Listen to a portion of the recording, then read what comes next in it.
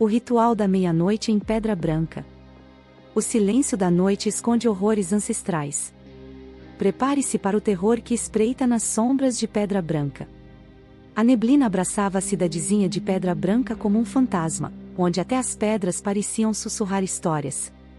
A casa de Dona Antônia, no alto do morro, era um esqueleto de madeira e pedra, com janelas que lembravam olhos vazios e um ar de abandono que fazia a espinha gelar. Diziam que em noites de lua cheia, vozes estranhas ecoavam de lá, e sombras dançavam nas paredes, sinais de rituais proibidos e pactos com forças que era melhor deixar quietas. Lucas, um jornalista com a ambição de quem quer mudar o mundo com a força da caneta, chegou a Pedra Branca cético, mas com a pulga atrás da orelha. Buscava uma história que o tirasse da rotina da redação, mas encontrou um labirinto de mistérios que o atraía e o assustava na mesma medida. Os moradores, fechados em copas, evitavam seu olhar, como se soubessem de algo terrível que ele não devia saber. A primeira pista surgiu no boteco Pé Sujo, onde a cachaça corria solta e as línguas se soltavam junto. Um velho, com a barba por fazer e o olhar vago, falou de um acordo feito há séculos, quando os fundadores da cidade, no desespero da miséria, chamaram entidades das trevas em troca de riqueza. O preço, claro, era salgado, sacrifícios, sangue e a alma de Pedra Branca. Lucas anotou tudo, sentindo um frio na barriga que não era só da cachaça. Aquela história, por mais maluca que fosse, tinha um quê de verdade, uma ligação com o clima pesado que pairava sobre a cidade. Ele sabia que estava se metendo em encrenca, mas a curiosidade era mais forte que o medo. A noite chegava, e com ela, a promessa de horrores que a gente nem imagina. Lucas se preparava para encarar o desconhecido, com sua câmera, seu bloco, uma caneta e uma boa dose de coragem. Caminhava pelas ruas desertas, sentindo o cheiro de terra molhada e o sussurro do vento, que parecia cantar cantigas antigas. A cada passo, a casa de Dona Antônia se aproximava, imponente e sinistra, como um portal para o inferno. Lucas sentia o coração na boca, a respiração presa na garganta. Ele estava prestes a descobrir que em Pedra Branca, os mortos não dormiam em paz, e os vivos eram só marionetes nas mãos de forças que ninguém entendia. A noite ia ser longa, e o terror sem piedade. A cidade prendia a respiração, esperando a hora em que as sombras virassem bicho e os pesadelos ganhassem vida. Lucas, com a cara e a coragem de quem busca a verdade, mesmo que ela doa, seguia em frente rumo ao buraco mais fundo. A casa de Dona Antônia era um monstro parado no tempo, com suas paredes caindo aos pedaços e janelas escuras como a boca da noite. De perto, a sensação de abandono era ainda maior, como se o tempo tivesse esquecido aquele lugar. Lucas deu uma parada, sentindo um arrepio que o sacudiu dos pés à cabeça, mas a curiosidade o empurrou para frente. Pulou o muro, caindo no terreno baldio, onde o mato alto escondia segredos. O silêncio era de dar medo, quebrado só pelo barulho de seus passos e pelo farfalhar das folhas secas no chão. Ele chegou perto da casa, tentando espiar pelas janelas sujas, mas a escuridão não deixava ver nada. De repente, um grito de gelar o sangue cortou o silêncio, seguido por um som de correntes e cantos numa língua esquisita, que parecia vir de dentro da terra. Lucas sentiu o sangue sumir das veias. O ritual tinha começado. Ele correu para a porta, forçando a fechadura até que ela abriu com um estrondo de dar calafrio. Dentro da casa, um cenário de filme de terror. Velas acesas clareavam um altar improvisado, onde Dona Antônia, vestida de preto e com o rosto pintado de branco, comandava o ritual. Ao seu redor, gente encapuzada cantava junto, enquanto uma moça amarrada no altar tremia de medo, com os olhos arregalados e a boca amordaçada. Lucas sacou que era um sacrifício humano. Ele não podia deixar isso acontecer. Sem pensar duas vezes, ele invadiu o lugar, gritando para acabar com a macumba.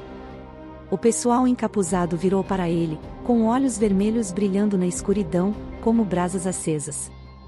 Dona Antônia soltou uma gargalhada de dar medo, mostrando dentes amarelos e pontudos, que nem os de um bicho. "Você não devia ter vindo aqui, jornalista", disse ela, com a voz rouca e grossa, que parecia vir do além. "Agora, você vai fazer parte do nosso ritual." Lucas tentou lutar, mas o pessoal encapuzado o agarrou, sem chance de escapar. Ele se debateu, gritando por socorro, mas ninguém ouvia. Dona Antônia chegou perto dele, com uma faca na mão, uma lâmina afiada que brilhava na luz das velas, pronta para acabar com ele. Lucas fechou os olhos, esperando o pior, mas, de repente, um estrondo sacudiu a casa. A porta se abriu, mostrando um monte de policiais armados, liderados pelo delegado Vargas, um cara experiente e calejado, que já tinha visto de tudo na vida, mas nunca uma coisa tão macabra. Os policiais invadiram o lugar, prendendo Dona Antônia e o pessoal encapuzado. O ritual foi interrompido, e a moça amarrada no altar foi solta, tremendo de medo e agradecimento. Lucas, ainda meio zonzo, agradeceu ao delegado Vargas por ter salvado sua pele. Recebemos uma denúncia anônima, explicou o delegado, com a voz firme e o olhar sério. A gente já sabia que tinha coisa errada nessa casa. Lucas respirou aliviado.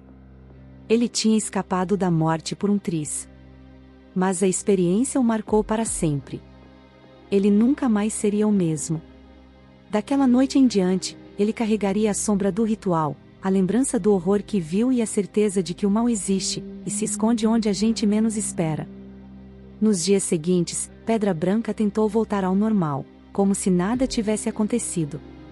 Dona Antônia e seus seguidores foram presos, e a casa amaldiçoada foi fechada, como se isso pudesse apagar o que aconteceu lá dentro. Lucas escreveu uma matéria de arromba sobre o ritual da meia-noite, que o fez famoso.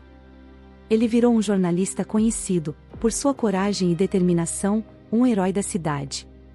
Mas mesmo com a fama e o reconhecimento, ele nunca conseguiu esquecer o que viu em Pedra Branca. As cenas do ritual, os cantos macabros, o olhar de louca de Dona Antônia, tudo isso o assombrava em seus sonhos, como fantasmas que não queriam ir embora. Ele sabia que tinha descoberto um segredo sinistro, mas também tinha acordado forças que não entendia, forças que agora o perseguiam. Um dia, Lucas recebeu uma carta sem nome, com um selo estranho, um desenho que ele nunca tinha visto antes, e um bilhete escrito com letras esquisitas, com uma letra bonita e assustadora. Você não vai escapar de nós, dizia o bilhete. Pedra Branca nunca vai te deixar em paz. Lucas sentiu um arrepio na espinha. Ele sabia que estava sendo vigiado, que as forças das trevas que ele tinha desafiado estavam atrás dele, prontas para se vingar. Ele tentou não ligar para a ameaça, mas a cada dia que passava, o medo aumentava. Ele começou a ter visões, a ouvir vozes, a sentir coisas estranhas ao seu redor, como se estivesse sendo assombrado por espíritos ruins. Aos poucos, ele foi ficando maluco, caindo num buraco de loucura e medo, onde a realidade e a fantasia se misturavam num pesadelo sem fim. Um dia, Lucas sumiu sem deixar rastro. Uns dizem que ele fugiu, apavorado pelas forças que o caçavam, procurando um lugar para se esconder do mal. Outros, que ele foi pego e sacrificado num novo ritual, como um presente para as entidades das trevas que mandam em Pedra Branca. A verdade é que ninguém nunca mais o viu. Mas a história de Lucas, o jornalista que descobriu os segredos de Pedra Branca, continua viva, como um aviso para quem se atreve a desafiar as forças ocultas que se escondem nas sombras.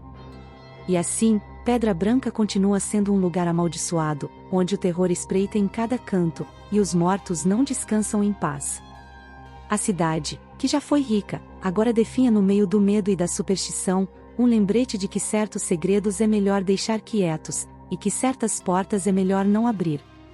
E Lucas, o jornalista corajoso, virou só mais uma vítima do ritual da meia-noite, um fantasma vagando pelas ruas desertas de Pedra Branca, para sempre assombrado pelos horrores que teve a coragem de ver.